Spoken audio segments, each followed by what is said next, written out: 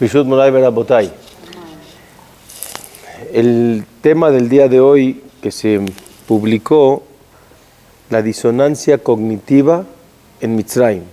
Cuando Boreolam le dice a Moshe que trate de convencer al pueblo de Israel nuevamente, porque la parashá de la semana pasada comenta cómo cuando creyó el pueblo en Moshe y fueron con Paró, no solamente que no ayudó, sino que oprimió más fuerte, entonces tuvieron un bajón, se desilusionaron. Dice Boreolam a Moshe: no te pongas mal, no te decaigas, vuelve a ir. Voy a sacar al pueblo de Israel de Mitzrayim. Y van a venir 4 fases de Geulá. Geulá quiere decir redención, salvación, salir de, ¿verdad? Dice el pasuk así: Lachen emor libnei Israel ani Hashem. Dile al pueblo de Israel: yo soy Boreolam.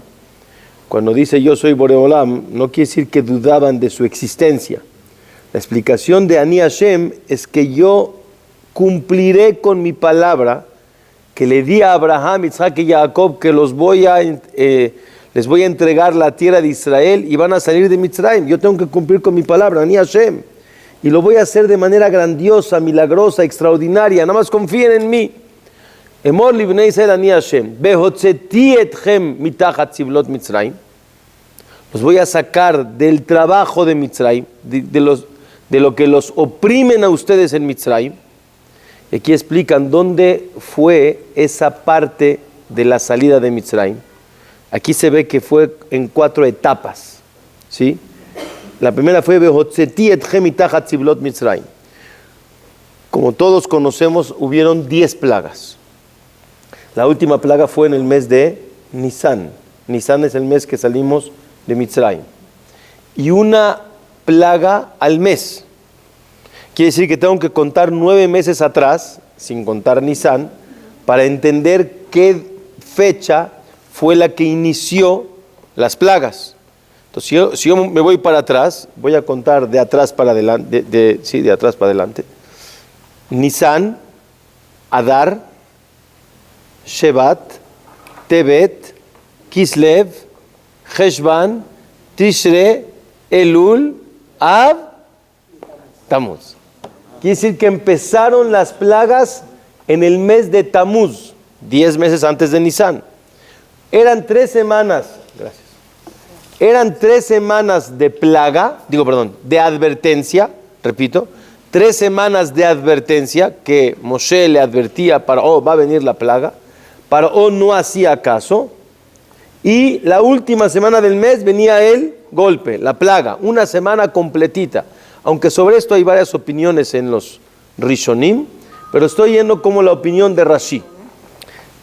Tamuz, Av, Elul, y así mes tras mes. ¿Cuándo inició la primera fase de la salida de Mitzrayim? Dice Behotzeti etchem, el mes de Tamuz. Cuando empezaron las plagas, ahí inició, más bien no digamos inició, ahí terminaron de ser oprimidos en trabajo. ¿Me explico? Los dejaron de hacer trabajar. Ya, por lo menos no trabajaban, seguían siendo esclavos, seguían estando adentro, pero ya no tenían esa obligación de trabajar. Después viene el pasuk y dice: Vehitzalti etchem me'avodatam. No quiero que se me olvide un paréntesis. De ahí la halajá que tomamos 4 copas de vino cuando es Pesaj, por los 4 lenguajes de la salvación. Behotzeti es la primera que acabamos de decir, la segunda es Behitzalti, ¿sí? El brindis 2 es por Behitzalti. ¿Qué pasó en Behitzalti? La traducción de Behotzeti es lo saqué del trabajo. Behitzalti es lo salvé. ¿Lo salvé de qué? Explican nuestros sabios, lo salvé de salirse del territorio de Mitzrayim.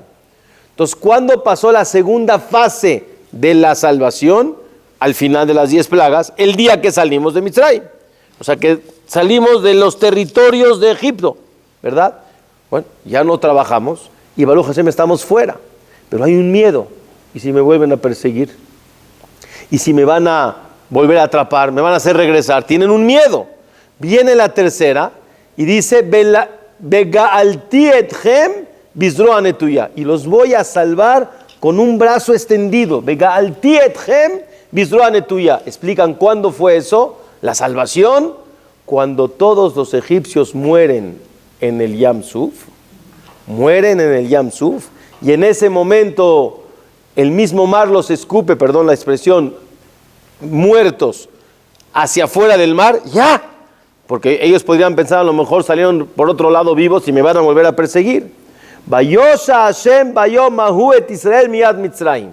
La Yeshua vino cuando ya los vieron, ahora sí, ya no me hacen trabajar, Baruch Hashem. Ya salí de su territorio y ya se murieron, ya, se acabó, ya no hay más esclavitud. Behotzeti, behitzalti, vegaalti. Vamos, 3. ¿Falta algo? Pues ya. Si me preguntan a mí, realmente en ese momento ya se llamaban libres. Ya hay libertad. Que va a haber un plus. ¿Saben qué quiere decir plus? O sea, un extra. Se dice el dubdeban, la cereza del pastel. ¿Quieres una cereza del pastel? Viene Belakachtiet Hemlileam. Los voy a tomar como pueblo, van a entrar debajo del monte de Sinai, les van a entregar la Torá. Pero eso es la cereza del pastel. El pastel ya está, ya salimos. Viene la cuarta, como usted dijo, es Belakachtiet Hemlileam, que es la cuarta y la última fase de la salvación, de la redención, lo que llamamos en hebreo la Geulá. Y la pregunta 1, ¿por qué eso se llama Geulá? La última. Ya estaba yo totalmente libre. Ya no tenía ninguna dependencia a los egipcios ni a su país. Y ya se murieron. ¿Por qué necesitamos una parte más? ¿O cuál es la necesidad? ¿O cómo se manifiesta? ¿O por qué era importante e indispensable? Todos entendemos que para poder sentir, pedir, esperar una Geulá es una salvación, una redención, tengo que sentir la esclavitud, o tengo que sentir ese galut. Galut es el exilio. Si yo no siento que estoy en un exilio, nunca esperaré ni entenderé la Geulá, o para qué necesito una Geulá si no siento que estoy amarrado, ¿verdad? Es como el ejemplo famoso que traen los Jajamim. Cuando una persona está en la cárcel, Berminán para nadie, y abren las puertas y dan la oportunidad de salir y de escaparse, ¿qué hacen todos los presos? Obvio, se escapan, corren lo antes posible que los vuelvan a encerrar. ¿Qué pasa con uno que se queda sentado en la celda? Y dice, no quiero salir. Quiere decir que no entiende que está preso. Y para él esa circunstancia y esa vida que vive no se llama estar encarcelado. Eso es lo peor, ¿no? Para poder salir a la Geulá, acuérdense la palabra, necesito sentirme que estoy en Galut. Acuérdense, Galut es la esclavitud, Geulá es la salvación. Si no me siento esclavo, si no me siento en esa circunstancia, nunca voy a pedir o no voy a sentir la Geulá. Dice el Zohar. Moshe, ¿cómo se escribe? Mem, Shin, Hei. ¿Sí? Hay un Zohar, lo escuché de mi maestro Ratzvi Rodberg esta semana, me dejó muy impresionado el Zohar. Dice así, Moshe se escribe Mem Shin Hei, dice el Zohar, Rashi Tevot, quiere decir, son las iniciales de esta frase. Ma Shehaya Hu Sheihiye. Repito, Ma empieza con Mem, es Moshe. Ma Shehaya, Shin es Moshe, la Shin. Lo que fue, Hu, es la Hei de Moshe, Hu, eso va a ser lo que va a pasar. Entonces, obviamente no se entiende lo que dice el Zohar. Ma Shehaya, Hu Shehye, lo que fue en el tiempo de la salida de Mitzrayim, es lo que va a pasar. ¿Lo que va a pasar cuándo?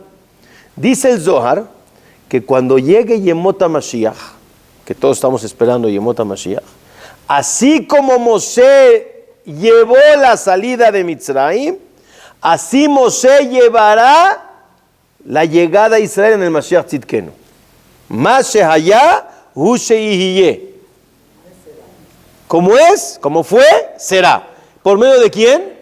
De Moshe Rabenu. Nadie brincó. Ahora sí, el Mashiach Tzidkenu, el Melech HaMashiach, tiene que ser descendiente de ¿quién? De David HaMelech. ¿David HaMelech de qué tribu era? De Yehudá. ¿Y de dónde viene Moshe Rabbenu? De Leví. Son dos tribus distintas. ¿Cómo puede ser que el Zohar me dice que la salvación va a venir de quién? De Moshe Rabbenu en el tiempo del Mashiach Tzidkenu. Obviamente tiene que haber una explicación distinta. ¿Qué es lo? Y así, la verdad es una explicación novedosa, nueva de este año, que antes de que venga el Mashiach, que obviamente va a ser de la tribu de Yehudá, descendiente directo de David y Shelomó, pero va a haber algo antes que tiene que venir a ser Moshe Rabbenu. Así dice el Zohar. Porque obviamente no puedes discutir que el Mashiach tiene que ser de Yehudá. Y para algo va a venir Moshe, antes de la redención final. ¿Sí? Y para eso se va a necesitar Moshe, así como Moshe fue el único que pudo llevar a cabo la salida de Mitzrayim. Mashehaya hu she'ihiye. O sea, quiere decir que viene a sacarnos en la esencia de lo que pasó en Mitzrayim. ¿Cuántos pueblos nos han subyugado, según lo que traen todos los comentaristas? Babel es Babilonia, luego Persa, luego Grecia, luego Edom son los romanos, y así, hasta ahí. Y hay un Zohar que dice que hay una quinta que son los árabes, Ishmaelim. Oye, ¿por qué nunca recuerdan a Mitzrayim? Si la primera de todas fue la más difícil, fue la de Mitzrayim. Una explicación, dice usted, que esa no se encuentra porque de esa ya salimos. ¿Estamos de acuerdo? Pero de las demás no ha venido la redención total. Una explicación, Hazako Baruch. Pero hay otra explicación. Ahí no éramos pueblo hasta que no recibimos la Torah. Hazako Baruch, segunda explicación, que se refiere que la situación difícil de los exilios es en un pueblo. Aquí aún no teníamos Torah, no nos llamábamos como el pueblo de Israel. Dos, les voy a decir una tercera. La madre, la base de todas viene de Mitzrayim. O sea, las consecuencias vinieron por Mitzrayim. O sea, esa es la obvia.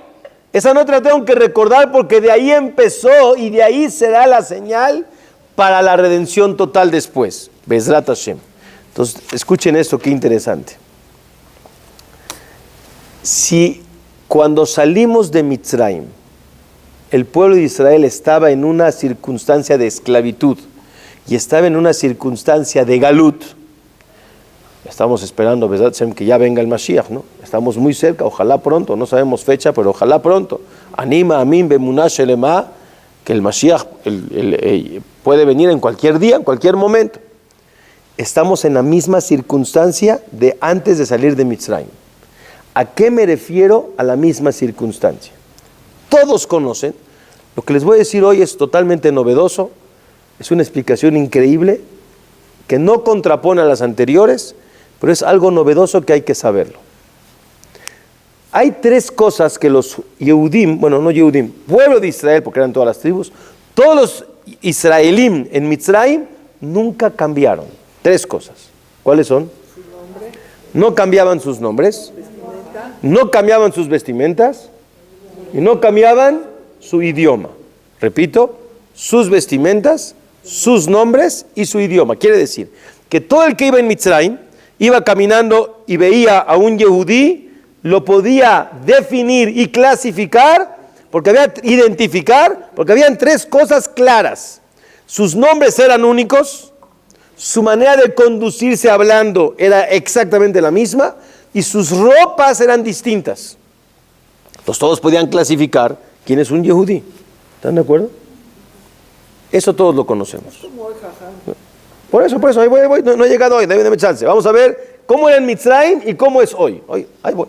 Entonces, en el tiempo de Mitzrayim, a todos los Yehudim los sabían clasificar, los sabían identificar y podía decir, este es Yehudí. ¿Es algo bueno o algo malo? Buenísimo. Eran un pueblo muy unido en sus creencias, en sus... Vean. Por otro lado, está escrito. Dice el pasuk, Kimaleaha Aretz, perdón, dije mal. Vatimaleha Aretz Otam. La tierra se llenó de judíos. Digo judíos, de israelín. Vatimaleha Aretz Otam. A la semana pasada, el pueblo de Israel llenó Mitzrayim. Dice el Midrash. ¿Qué quiere decir llenó Mitzrayim? Se llenó de israelín. Dice, llenaron los teatros y los estadios. Así decía, ¿eh? Entonces, pero vea qué contradicción. Por un lado, usted ve la vestimenta específica de un yehudí, su lenguaje específico, y al mismo tiempo estaban en los estadios, perdón, no se enojen, en Las Vegas, con la barba larga y las peot, jugando en las mesas. Perdón. Por eso, yo estoy tratando de un poquito bajarlo a nuestro nivel, ¿no? Se veía el yehudí, pero estaba ¿qué? Involucrado totalmente en la ideología de Mitzrayim. Y aquí hay algo que me hace ruido. A ver, quiero aclarar por qué es importante. Por un lado, todos tenemos muy arraigado que los yehudim eran esclavos. Yo no me puedo imaginar un esclavo en un teatro, es un esclavo, ¿no? Rabotay, quiero cambiarles el concepto de la esclavitud de Mitzrayim. La esclavitud de Mitzrayim era la siguiente. Les voy a hacer otra pregunta. Todos los Yehudim en Mitzrayim, cuando fue la Macá de Deber, de la peste, dice que Paró mandó a checar si los animales de los Yehudim, de los israelíes, habían muerto. ¿Y qué dice? Y no murió ni uno. Yo me pregunto, ¿cómo tenían ganado si son esclavos? El esclavo no tiene nada. El esclavo vive totalmente subyugado y no tiene de él absolutamente nada. Quiero quitarles el concepto de esclavitud de aquella época, erróneo. Rabotay, dicen los Jajamim, ellos eran esclavos en pagar impuestos de manera brutal. ¿Y cuáles eran los impuestos? El trabajo. O sea, ellos eran multimillonarios, tenían mucho dinero, que lo hicieron a lo largo de la época de Yosef y después.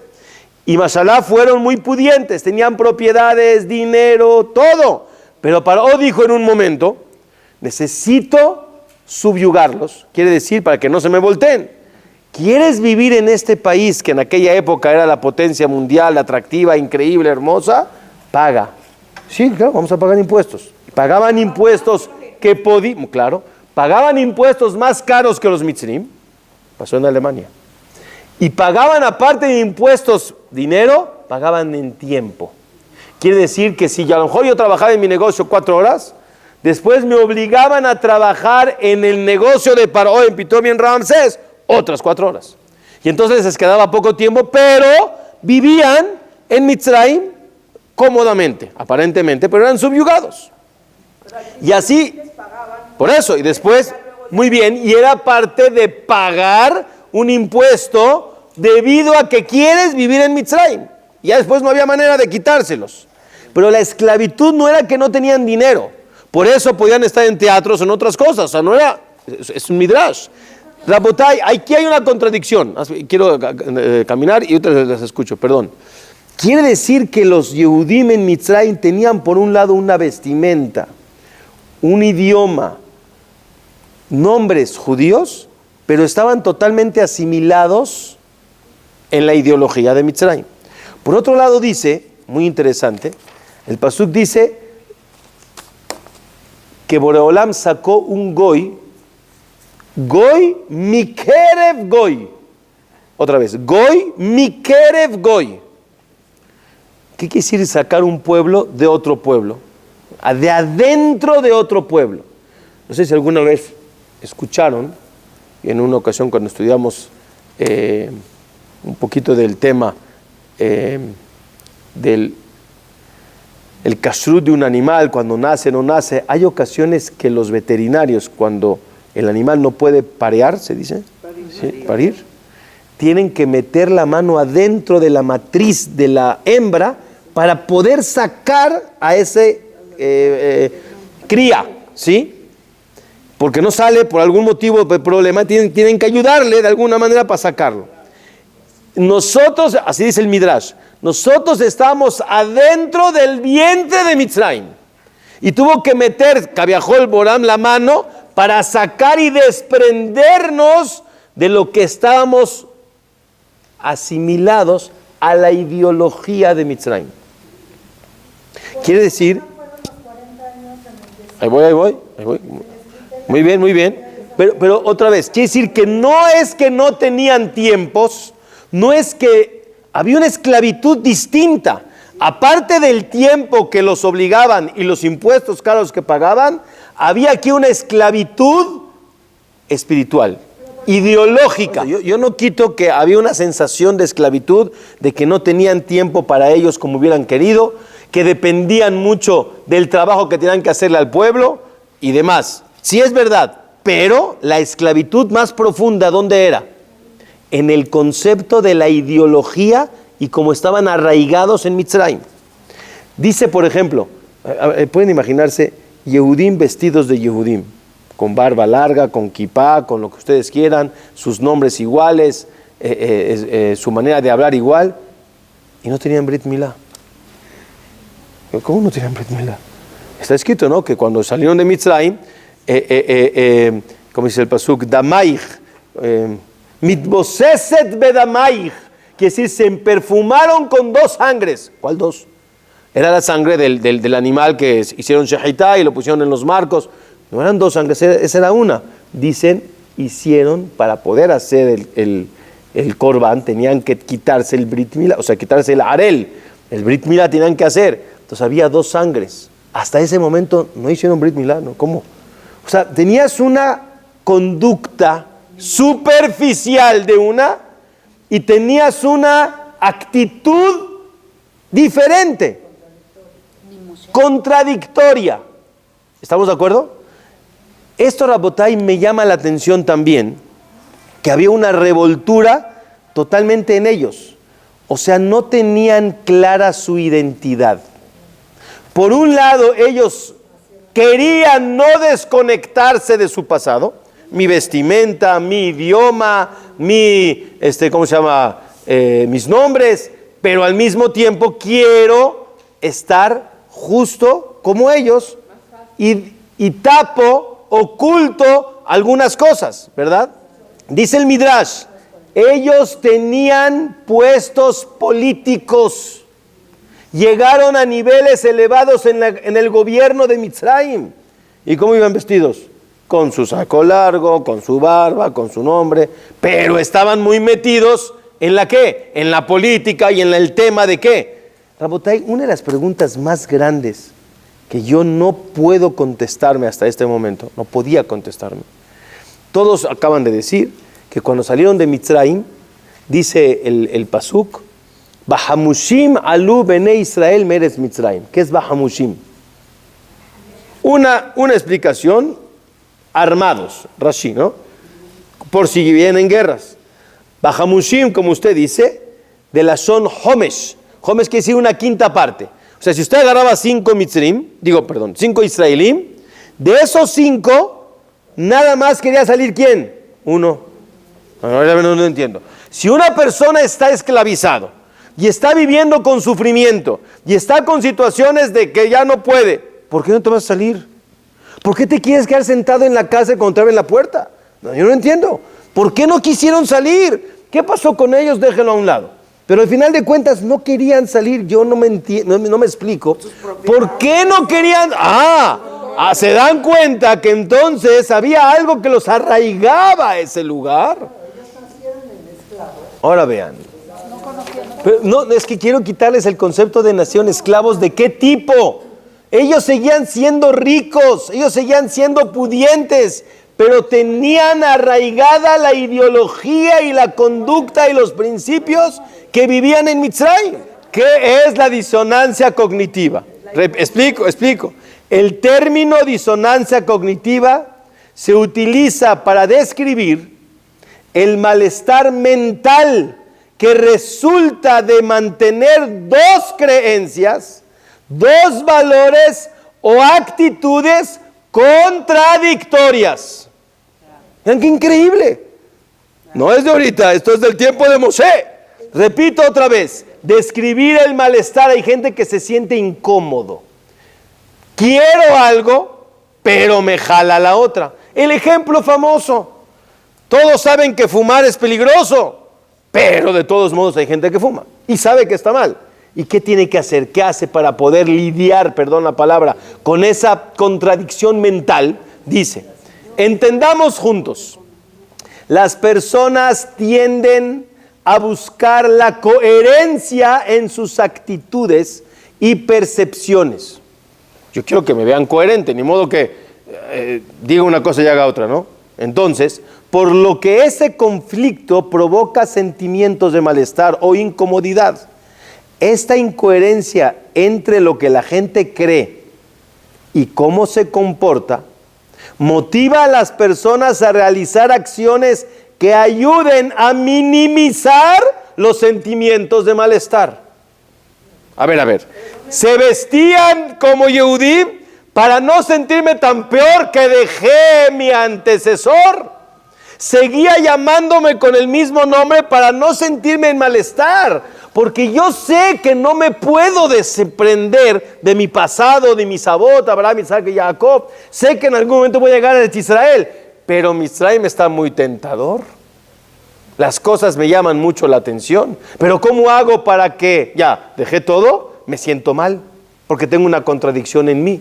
Entonces, ¿qué hago? Me visto de manera distinta para seguir manifestando que soy. Hablo de manera distinta para seguir manifestando que ahí estoy. Pero en mi realidad, ¿en dónde estoy? En los teatros, en los estadios, en el gobierno, en el todo. Es más, Brit Milá, nadie ve, ¿para qué lo tengo que enseñar? ¿Me estoy explicando? Porque es algo que no es shufuni, ¿no? No es para que me vean. Dice Rabotai, las personas intentan aliviar esta sensación de diferentes maneras. Como por ejemplo, rechazando o evitando la nueva información. Si va a venir alguien a decirme, prefiero no hablar, me escabullo, mañana nos vemos, porque no quiero que me quiten esta conducta que trato de llevar, como dicen, bailo las dos bodas al mismo tiempo. O más vulgar si quieren escuchar, quiero quedar bien con Dios y con el diablo. Pero ahí la voy, y voy llevándola, la voy llevando. ¿Me explico? Entonces ahora estamos en un problema.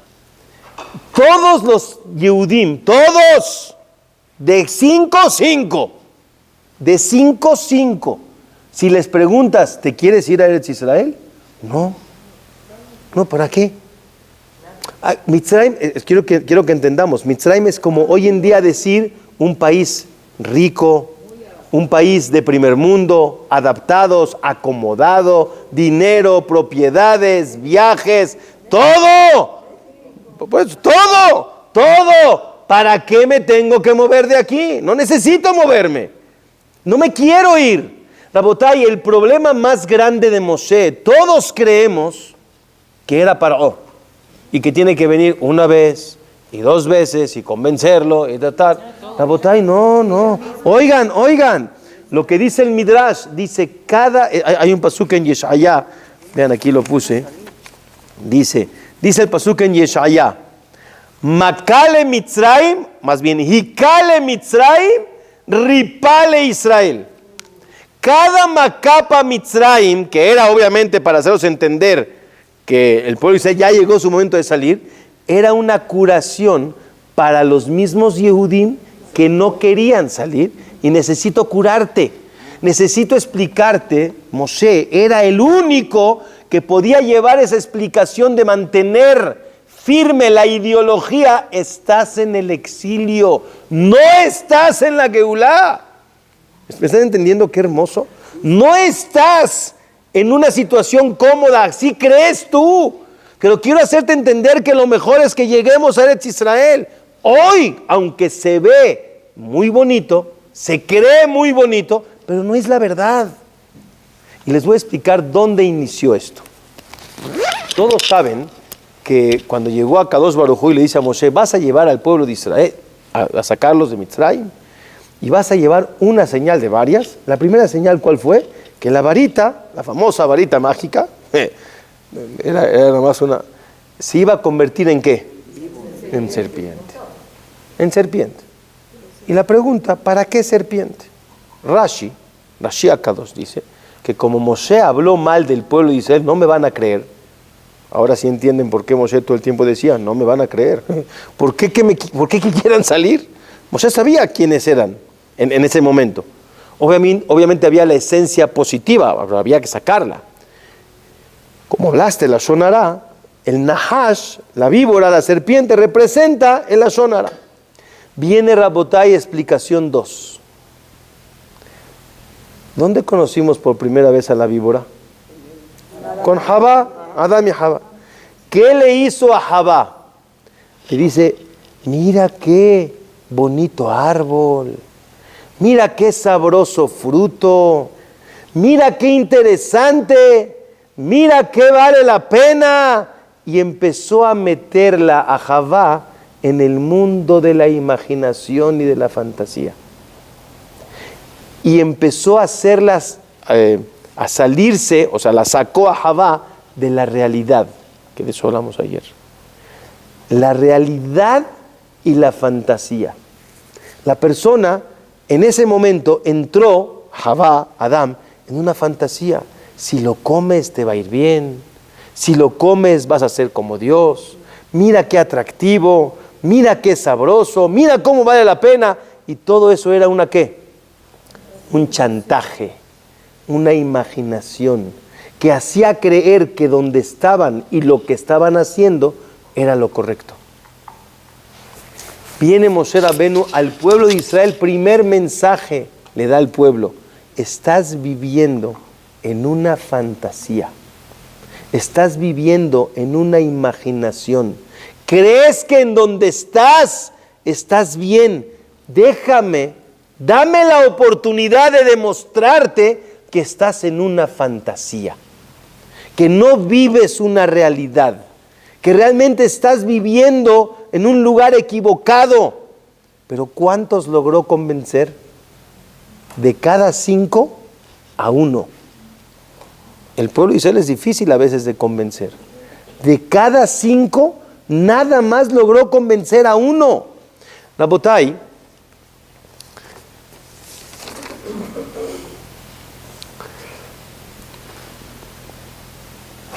cuando llegó Moshe Rabenu en la persona de esta semana y le dice Moshe a Kadosh Baruj Hu, el pueblo de Israel no me ha escuchado. ¿Cómo me va a escuchar Paró?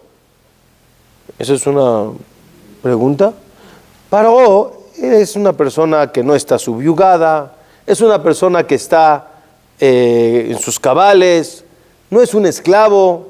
Y el mismo pasuk lo dice, lo llamó el Moshe mikot seruach umeabodá kasha. No lo escucharon, ¿por qué? Por la dificultad que estaban viviendo. Pero Paró sí tiene oído para escuchar. ¿Por qué me estás comparando? Según como estamos explicando, ¿no queda como anillo al dedo? Si el pueblo de Israel no quiere salir, Paró que los quiere dejar porque es la fuerza de la imaginación y la fantasía, con más razón que no me va a dejar que salgan.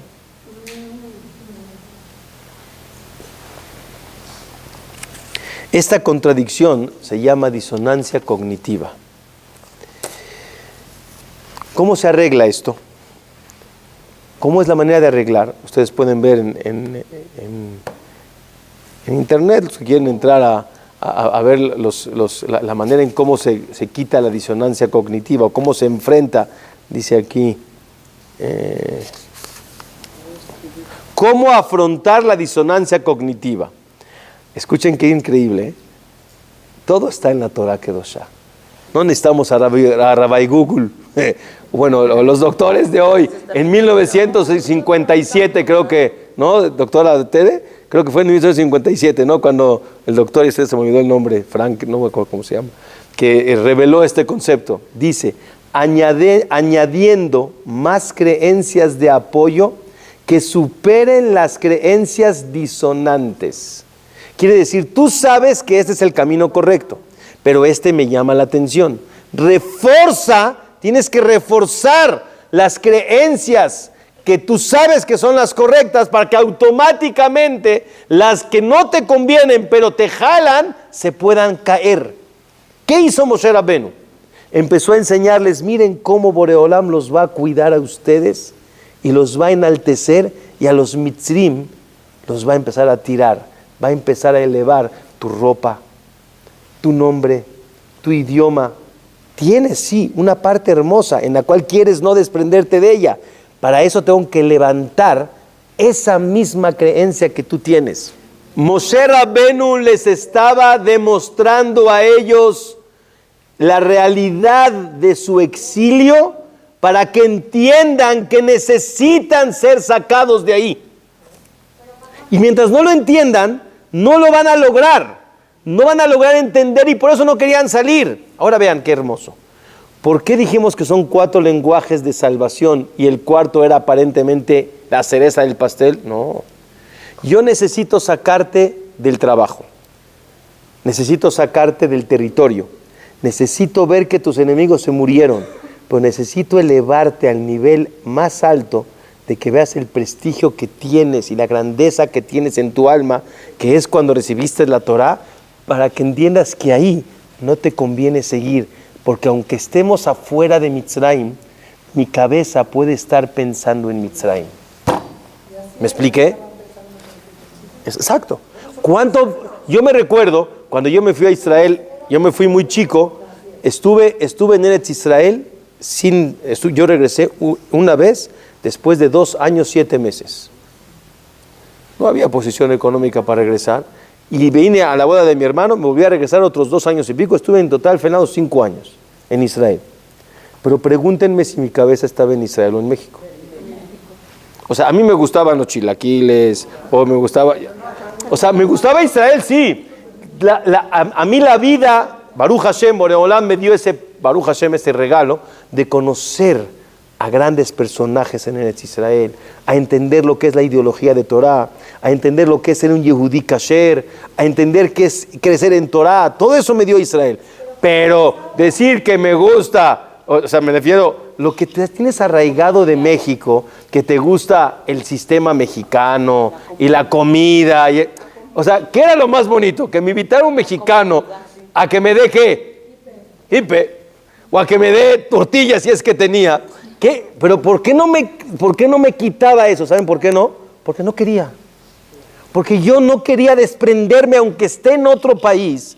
No me quiero desprender de lo que a mí me gusta, porque no entiendo que está mal, y realmente eso no estaba mal. Pero ¿de qué se había que desprenderse? De lo que estaba mal. De lo que aquí en México, o en el Galut, tenemos muchas cosas que están mal. Y a eso es lo que quiero empezar a tratar, Bezrat Hashem, de comparar. Más allá. Va a tener que venir Moshe para enseñarnos que aunque estamos aquí, y todos ustedes luego dijeron, ¿identifican a los Yehudim en el mundo? Claro. Claro que los identifican. Tenían un ejemplo muy bonito que se llamaba la tribu de Leví. La tribu de Leví nunca se subyugó, quiere decir, nunca dejó sus raíces. Y no nada más se vestían y se llamaban y hablaban diferente. No estaban involucrados, ni esclavizados, ni dependiendo de la ideología de Mitzrayim. Como ustedes y yo conocemos gente que aunque está en donde esté, sigue bien marcada su línea y no se está asimilando. Una vez me dijo el señor Víctor Nahmad Alaba Shalom, que se no tenga en el Gan Eden, me dice, cuando una persona ve, Berminan, que un yehudí o una yehudía se casa con alguien que no se puede, ¿qué decimos todos? Se asimiló. Dice, está mal dicho, jajam. Dije, ¿por qué? Dice, ahí terminó la asimilación. La asimilación inició cuando empezó a pensar como ellos, a hacer lo mismo que ellos, a sentirse que puede cruzar una línea. Rabotay, ¿cuántos estamos en ese concepto de disonancia cognitiva? Que no queremos desprender, Baruch Hashem, y sabemos, y muchos gritan y dicen, no, aquí es la raya roja. Sí, pero por otro lado te comportas diferente. Hay una raya que quieres que no pasen tus hijos ni tú mismo, pero también tu comportamiento no enseña eso. No hablemos de la gente que Berminan está alejada. A mí me duele mucho decir que antes, hace unos años atrás, si alguien Berminan cruzaba esa raya, no es exageración y no me dejarán mentir, los papás se rasgaban la ropa.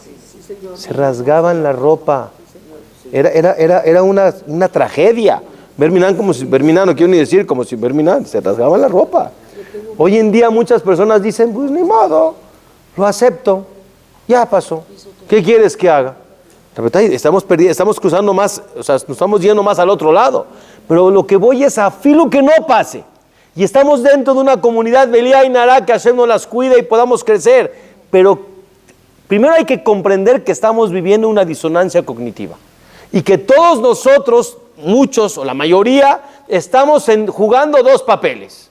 Quiero estar aquí y también quiero estar aquí. No me desprendo de aquí, pero también quiero estar aquí. ¿Qué tienes que hacer? Escuchen ahora, qué bonito.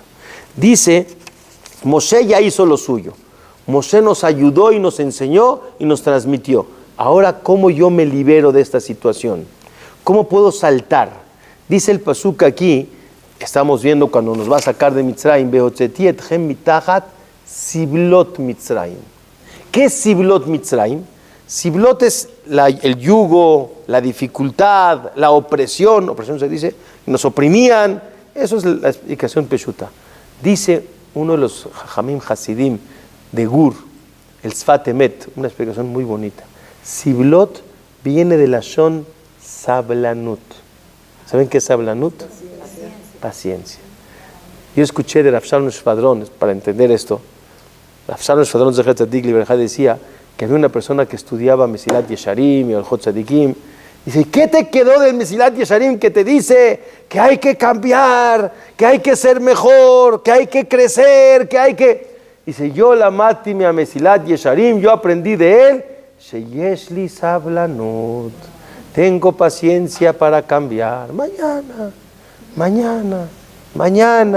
la semana eso. Ya saben, México dice, no, hoy no fío, mañana sí. Vas con el Señor, te ponen el letrero, hoy no fío, mañana sí. Y mañana, y es el país del mañana, y después.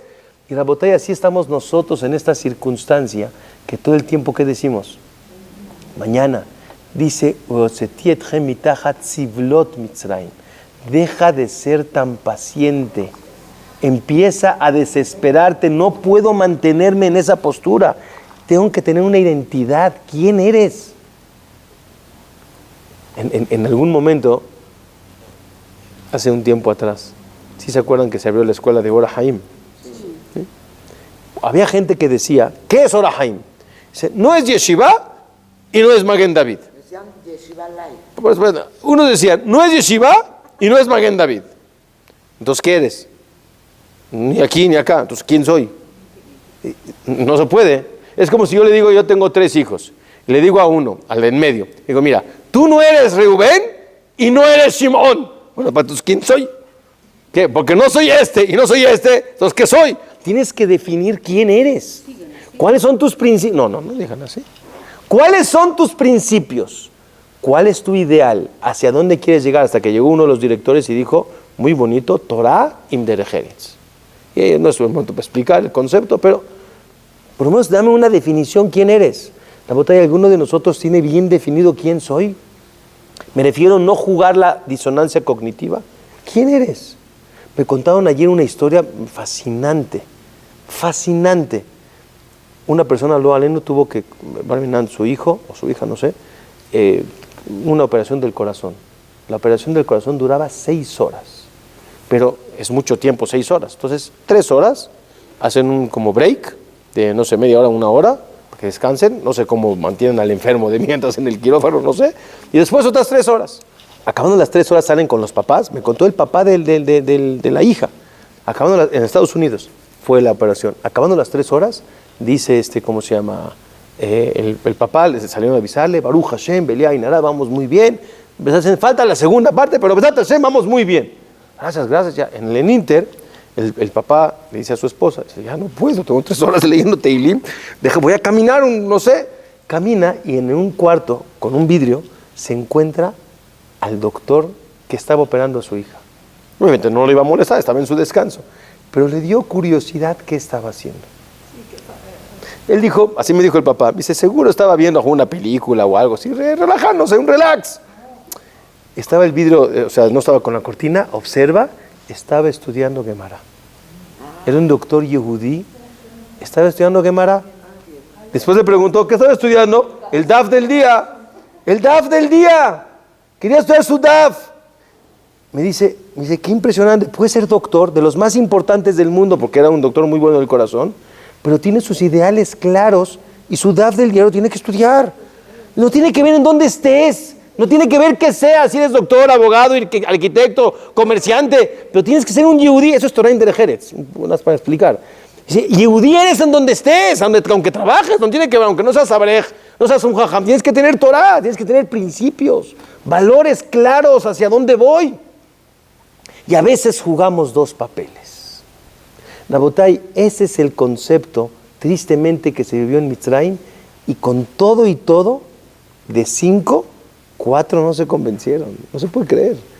Dicen, yo me quiero quedar aquí, yo quiero seguir ese doble papel, esa doble imagen, ese dos caras.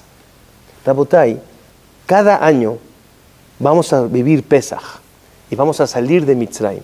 ¿De dónde salimos si ya no hay Mitzrayim? Hay que salir de esa disonancia cognitiva, hay que salir de ese concepto de esclavitud, de tus principios que no son los verdaderos, a los principios que sí son tus verdaderos principios. ¿Quién eres? Porque Baruch Hashem nos llamamos como Yehudim, nos comportamos como Yehudim, hacemos las fiestas, Shabbat, Kashrut, todo. Pero ¿dónde estamos? ¿En los teatros y en los estadios? No me refiero a que no vayan a un teatro o un estadio, cada quien que decía lo que quiera. Me refiero, ¿dónde está tu cabeza? ¿Quién eres? ¿Cuál es tu esencia? ¿Hacia dónde te diriges? ¿Qué principios tienes? ¿Tienes claridad de lo que haces? ¿O quisieras estar bien acá y también bien acá? Creo que es uno de los puntos más importantes que cada uno tiene que preguntarse a uno mismo, no con otros, a ti mismo. ¿Quién eres? ¿Qué identidad tienes? ¿Hacia dónde quieres llegar? Por eso Moshe va a tener que venir para que muchos de nosotros nos convenzcamos que necesitamos Yemot HaMashiach, que estamos en el Galut, aunque estamos en un país privilegiado. Por eso va a depender de la decisión. Moshe va a venir como vino en el tiempo de ¿qué? De Mitzrayim. Mashe allá, Ushe Iye. Va a ser lo mismo, pero va a depender al final de la decisión personal de cada uno. Cada uno tiene que tomar su decisión. ¿Qué identidad eres? Entonces, no sé si hay que esperar hasta que Moshe llegue, mejor vamos a hacerlo nosotros mismos. Vamos a empezar a entender quiénes somos, hacia dónde vamos, cuáles son nuestros principios, el privilegio de lo que somos y lo que tenemos. Y Bezrat Hashem, ahora sí, que sea pronto. La llegada del Mashiach Tzidkenu, Bimera, Amenu, Amén, Keñe y Ratzon.